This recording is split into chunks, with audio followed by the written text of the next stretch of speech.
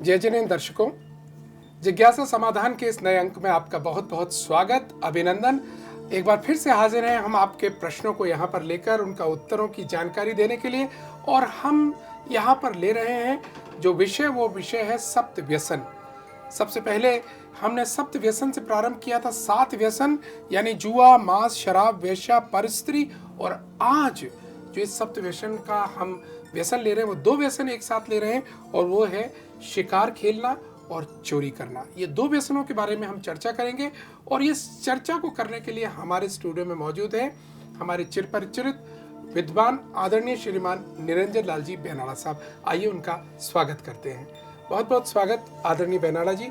और हमारे दर्शकों को हम एक बार फिर से अभिनंदन करते हैं, दोनों एक साथ। और इनके प्रश्नों का उत्तर हम आपसे पूछना चाहेंगे, लेकिन उससे पहले आज का पहला जो विषय है शिकार खेलना, मैं चाहूँगा उसके विषय में थोड़ा सा बताइएगा। ये किस प्रकार से व्यसन की श्रेणी में आता है? जो लोग शिकार खेलते हैं वो उनका एक व्यसन पड़ जाता है कि रोज़ाना शिकार खेलना जी। लेकिन रजवाड़ों में और राजे महाराजे लोग इसको आम तौर से खेला करते थे। जी। अब जो लोग शिकार खेलने की कोशिश करते हैं जी। वो मांस खाने के हिसाब से करते हैं, वो शौक़ के लिए हिसाब से करते थे। जी। मैं आपको बताऊं कि जब सैनिक महाराज जी। जंगल के लिए चले और शिकार खेलने के विचार से चले तो उन्होंने अपने साथ में 500 कुत्तों को लिया, 500 शिकारी कुत्तों को लिया। जी। जी। और उन 500 शिकारी कुत्तों के साथ साथ वो अपने कुछ खास मित्र मंडली को या मंत्रिमंडल को लेकर के चले थे। तो जब वो कुत्ते एक जगह दौड़ते दौड़ते जा कर के बैठ गए और जीभ निकाल करके ऐसे हो गए जैसे पालतू कुत्ते हों, इस तरह करके बैठ गए। तो राजा बोले क्या हो गया इनको, ये शिकारी कुत्ते अपना शिकार खेलने वाला या शिकार को इकट्ठे करने वाला जो इनका क्रम है वो कैसे बदल गया है। तो पास में जाकर देखा कि एक मुनि महाराज ध्यानस्थ बैठे हुए हैं। उन ध्यानस्थ मुनि महाराज को देख करके, क्योंकि ये उस समय तक बौद्ध धर्म का पालन करते थे, तो उनको देख करके उन्हें कुछ ईर्षा, और उसके साथ में घटना जुड़ी है, हम उसको यहाँ नहीं ले रहे हैं, कुछ ईर्षा सी बनी। तो बदले लेने की भावना से सोचा इन्हें कैसे कुछ परेशान किया जाए, और उन्होंने पास में एक मरा हुआ सर पड़ा था, उसको उन्होंने मुनराज के गले में घेर दिया। यह सवाल ये है, शिकार खेलने के लिए अपने साथ कुत्तों को रखना आदि ये कार्य किया जाता है, और ऐसे व्यक्ति निरंतर ही कोई ना कोई योजना बनाते रहते हैं। जी। जी। कभी पक्षियों को शिकार करते हैं, लाओ इसको कैसे हम अपना निशाना बना सकते हैं। उड़ते हुए पक्षियों को निशाना बनाते हैं। ये उनका मनोरंजन है और खेल है। इससे ये उन्हें महसूस नहीं होता है कि इसके कारण जो जीव मरेगा, उस मरने वाले जीव को भी जब हम अगले जन्म में उसके संपर्क में आएंगे वो हमें भी इसी तरह सता सकता है, हमें मार सकता है। बल्कि एक बार नहीं, आप एक प्राणी की जब हिंसा करते हैं शिकार के माध्यम से, तो आपको कई बार शिकार के माध्यम से उनके द्वारा या अन्य लोगों के द्वारा दुख पहुंचाया जाता है।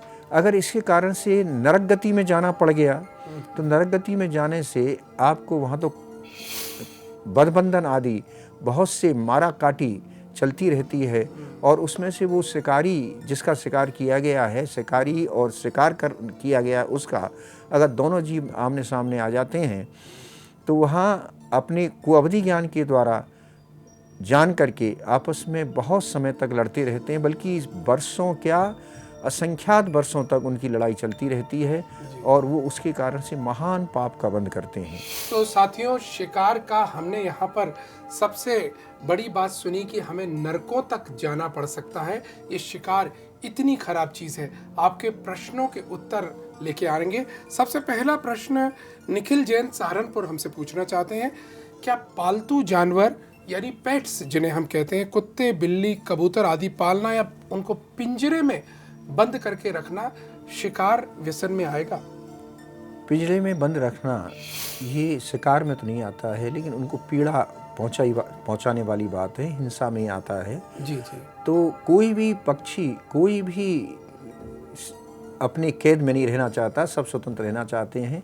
एक छोटी सी घटना आपको बताएं कि एक बार क्या हुआ, एक राजा जब बाहर मार्केटिंग करने जाने वाला था तो उसने अपनी एक लिस्ट बनाई रानियों से और सारे परिवार से। तो उन्होंने सब बताया हमारे लिए ये ले आना, ये ले आना। अब बाहर निकला तो एक तोता पिंजरे में बैठा हुआ था। उससे भी उन्हें पूछा, क्यों हम जा रहे हैं, तुम्हारे लिए कुछ लाएं?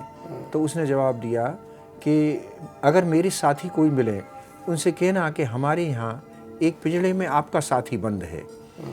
तो राजा ने सारे काम अपने पूरे करने के बाद एक पेड़ के नीचे विश्राम के लिए बैठा, और जब विश्राम के लिए बैठा तो उसने देखा कि इस पेड़ पर तो कुछ तोते हैं, तो लाओ उसका काम भी निपटा लें। तो उसने सूचना दी कि हमारे यहाँ तुम्हारे भाई बहन में से एक तोता पिंजड़े में रहता है, सोने का पिंजड़ा है, और हम उसे किशमिश, मलाई और रबड़ी और पिस्ते खिलाते हैं। इतना सुनना था कि वो सारे के सारे तोते मर कर के नीचे गिर गए। अब बड़ा दुखी हुआ कि ये क्या हो गया। ऐसी स्थिति में राजा घर आया और सबको सब बात चीज़ें देने के बाद में तोते के पास आया। तोते से भी उसने कहा कि भाई हमने तुम्हारे साथियों से कहा था, लेकिन वो तो सबके सभी मर गए। इतने में वो भी मर गया। जी। मर गया तो तोता ने, राजा ने सोचा ये क्या गड़बड़ हो गई, ये भी मर गया। तो उन्होंने पिंजड़ा खोला और खोल करके उसको बाहर फेंक दिया।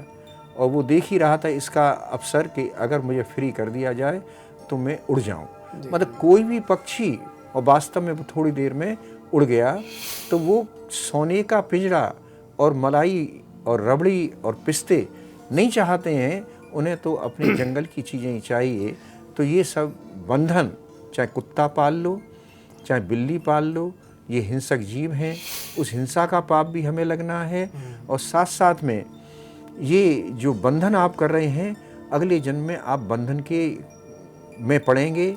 तो सावधान हो जाइए दर्शकों, अगर आप भी अपने घर में कुत्ता, बिल्ली या पेट्स पाल रहे हैं तो आज आप जिसको सोने के पिंजरे में बंद कर रहे हैं, कल हो सकता है आप इसी प्रकार से बंद हो। इसलिए ये निखिल जी सहारनपुर, ये व्यसन में तो नहीं आया लेकिन हिंसा में आया, करना नहीं है किसी भी तरीके से। अगला प्रश्न लेना चाहेंगे लेकिन समय हो रहा है ब्रेक का। लेकिन ब्रेक से जाने से पहले आपको दर्शकों बता दें, हम आज क्योंकि सप्त व्यसन पूरे करने वाले हैं, तो अगला जो हम टॉपिक लेने जा रहे हैं वो है 6 ढाला। हम 6 ढाला की पहली ढाल से संबंधित आपके प्रश्न लेना चाहेंगे। जो भी आपके प्रश्न हो, आप हमारे चैनल के माध्यम से भी 6 ढाला देखते हैं, उसको देखिए, और उसमें जो नहीं समझ में आ रहा है या जो आप समझना चाहते हैं वो आप 6 ढाला पहली ढाल के प्रश्न हमको लिखकर भेजिए।